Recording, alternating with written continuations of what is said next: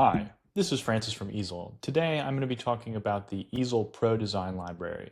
This is an Easel Pro feature, so that's something to keep in mind if you're going to go and use the Pro Design Library. But essentially, on the left-hand side toolbar, there is an Apple icon. When I click on that, I have access to the Pro Design Library. And this is a library of a bunch of different images that then I can import into Easel.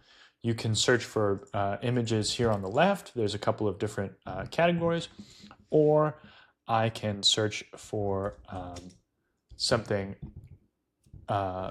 just manually in the search bar at the top. I can then select an image. We'll do this one.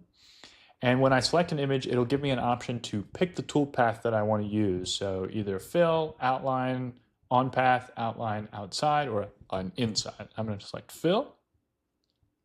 And now my design is added to Easel, and I can select it, move it around, and use it in any way that I would, anything that's uploaded into Easel, anything like that. Have a wonderful day. Bye. To learn more, head over to easel.com.